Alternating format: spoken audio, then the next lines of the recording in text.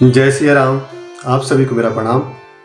आइए आज के इस सत्संग में, आज के सत्संग का केंद्र बिंदु रहेगा कि हम परमात्मा प्रत्येक पल क्यों याद नहीं रहते हैं, हम क्यों भगवान से दूर हो जाते हैं, उसका कारण क्या है और फिर परमात्मा की निकटता हम कैसे पा सकते हैं। इसको केंद्र में रखते हुए हम आज सात्विक और तात्विक चर्चा करेंगे। आइए आज के सत्संग में हम प्रवेश करें। इससे पूर्व 1 मिनट के लिए मैं अपने गुरु और विवेक के देवता गणेश जी को याद करूं। पवन तनय तुम एक धारा, कथा कहूँ मैं मति अनुसार। वक्रतुंड महाकाय सूर्यकोटि समप्रभा, निर्विघ्नं कुरु मे देव, शुभ कार्येषु शुभ सर्वदा।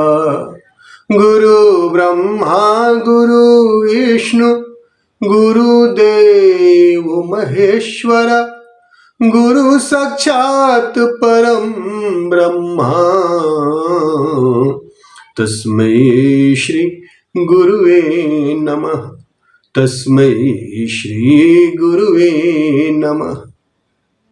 परमपिता परमेश्वर की असीम अनुकंपा है कि हम लोग YouTube के माध्यम से सत्संग का श्रवण लाभ ले रहे हैं।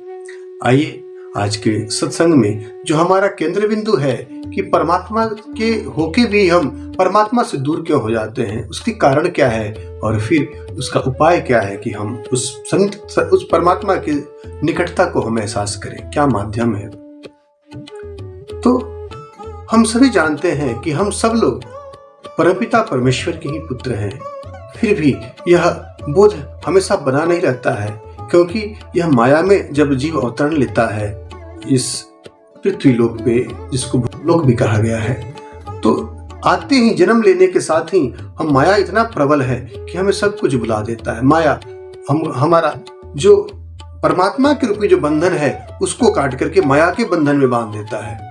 इसलिए हम अपने मूल स्वरूप को, हम उसी की चेतना है, उसी के अंश है, ईश्वर अंश जीव अविनाशी, हम उसी परमपिता परमेश्वर के अंश हैं, फिर भी हम भूल जाते हैं। जैसे एक उदाहरण से हम समझे, हम लोग जब बाहर जाते हैं काम करने के लिए, रोजगार करने के लिए, बिजनेस व्यवसाय करने के लिए, घर से बाहर प्रवास में जब हम रहते हैं तो शुरू में तो बहुत याद आती है अपने घर वालों की, जो संसारिक भौतिक रूप से हम यहाँ देखते हैं, परंतु धीरे धीरे हम वहीं पे सेटल हो जाते हैं, शादी विवाह कर लिए, रोजगार वहीं, तो धीरे धीरे एक दूरी सी बन जाती है।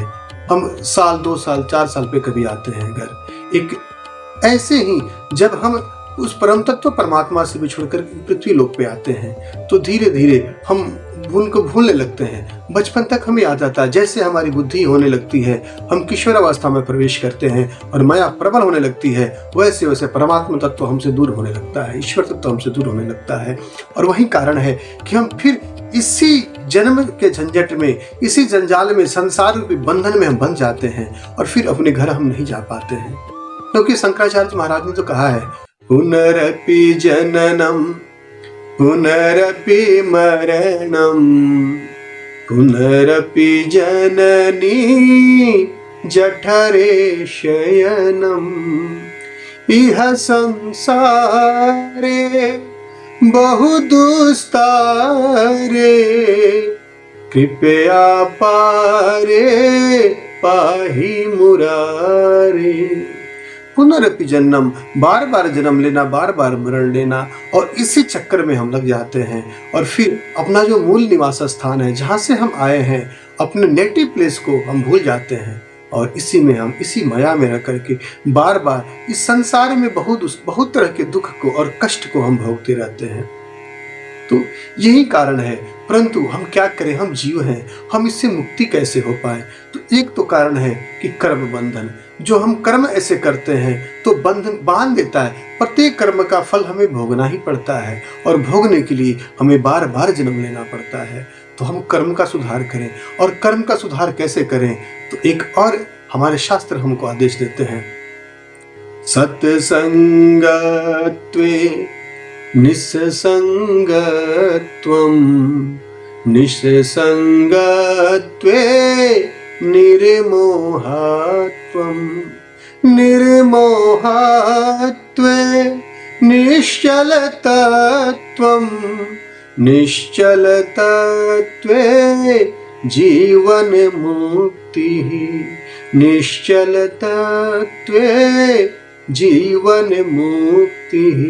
इसका ये कैसे हम इस बंधन से निकल करके अपने वास्तविक घर को, हमारे जो वास्तविक जो है परमपिता परमेश्वर से हम कैसे होंगे, तो उसका एक आधार बताया गया है कि सत्संग करने से क्या होता है। सत्संगत्वे निस्संगत्वे, सत्संग करने से हमारे अंदर वैराग्य उत्पन्न होता है, हमारा जो मोह माया है वो कम होने लगता है। निस्संगत्व निस्संगत होने लगते हैं, और निस्संगत्वे जब हमारा वैराग्य होने लगेगा तो हमारा मोह का नष्ट होने लगेगा।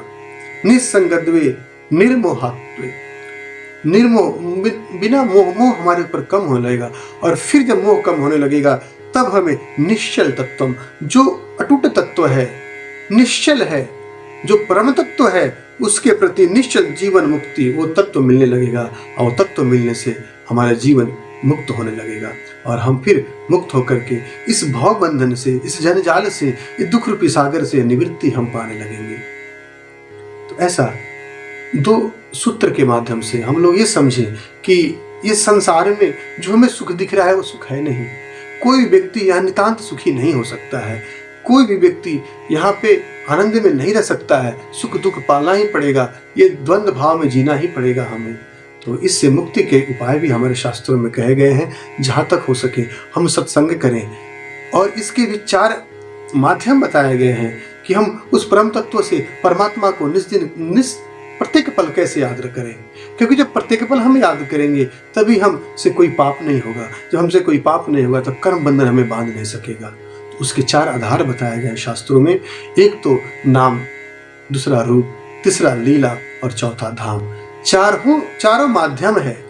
नाम के माध्यम से, नाम का सुमरण से, नाम का जप से हम उस तत्व को, परम तत्व को हमेशा याद करके उसको प्राप्त कर सकते हैं, फिर वहीं जा सकते हैं। दूसरा, रूप की चिंतन अब हो, हमें रूप, किसी परम तत्व का रूप हमें भाने लगे, उससे प्रेम होने लगे, तभी हम प्राप्त कर सकते हैं।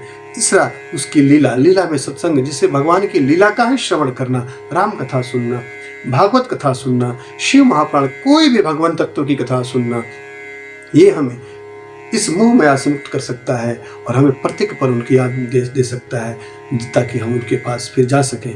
और चौथा, धाम। अगर हम धाम जा सकें, जो भी श्री वृंदावन धाम, श्री अयोध्या धाम, जितने भी धाम हैं, किसी भी धाम में अगर हम जाते हैं तो हमारा मन हमेशा पवित्र रहेगा, और हमें उस परम तत्व की याद बनी रहेगी।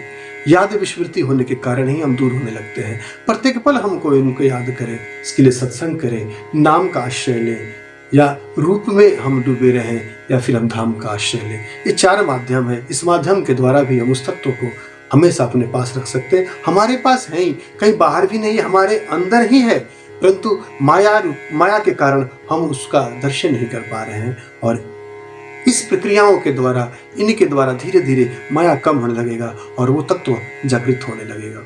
जैसे सूर्य के प्रकाश से तारे तो होते हैं, दिखते नहीं हैं, उसी प्रकार जब सूर्य रूपी हमारा सूर्य तो निकलता है अंदर से उस परम प्रेम के कारण, तो धीरे धीरे माया दिखना बंद हो जाता है, रहते हुए भी हमें दिखेगा नहीं, और हमें उस तत्व का दर्शन होने लगेगा।